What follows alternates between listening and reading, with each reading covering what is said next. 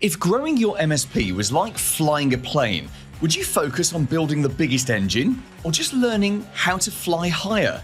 Most MSPs assume the answer is raw power, more technical skills, better tools, deeper expertise. But strangely, some of the most profitable MSPs aren't even run by technicians. So what's really keeping some MSPs grounded while others climb higher and higher? If it's not just technical know-how, then what is it? Stick around, because once you see this, you'll never look at your business the same way again. I've made it a deep habit to follow, read, listen, and learn from as many people as I can across my business career. In fact, I kind of wish this was a habit that I had as a teenager or in my early 20s, but there we go. And it does mean that over the last 25 years or so, I have read an insane amount of business and marketing books and blogs and all courses, all sorts of other stuff. I've just been absorbing knowledge like a sponge. And of course, a huge amount of that knowledge has come into my head and left my head, although I guess all the good ideas that you have, they get mashed together and they influence the way that you think and therefore the way that you act. Anyway, there was a specific phrase that I heard, and it was quite at the beginning of my learning career, about 25 years ago, but it stuck with me and it's been very present in my mind for a very long time. And if you're under the age of 30, please don't laugh at me as I tell you the delivery method on which I heard this piece of advice, because it was actually on a cassette tape.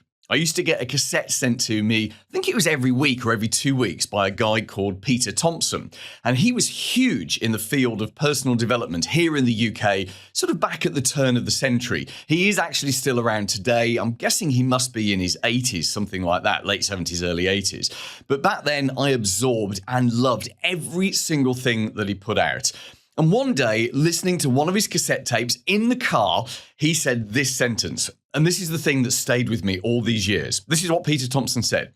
He said, "It's your attitude and not your aptitude that determines your altitude." Is that insane or what? Right? Because think what that means. It means that being successful is less to do with being skilled and more to do with the way that you think. Now, speaking as one business owner to another, what do we define as success? Well, I believe it's in you having enough spare cash and time to be able to do the things you really want to do. And in order to achieve those things, if you believe that phrase, then it's your attitude that determines how quickly you'll get there, and in fact, whether you will even get there at all. Do you agree with this?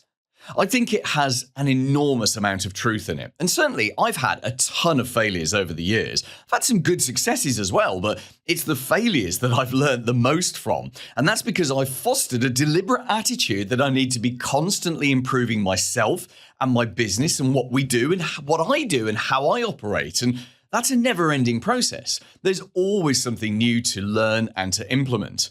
Maybe that's been my greatest success, is actually having that attitude of constant improvement, which means I never want to stand still with anything.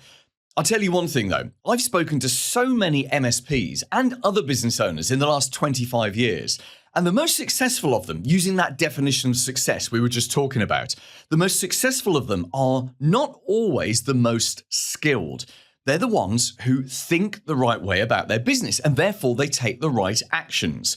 Now, please don't think that I'm saying that skills are not important. Of course they're important, but you personally don't need all the skills. You don't have to be able to rewire a cabinet or configure a server in order to grow a fantastic MSP that gives you the lifestyle you most want to live. Along the way, you can hire people who can do those things for you. So it's your attitude and not your aptitude that determines your altitude. What do you think about this? Is it going to change the way that you approach growing your MSP?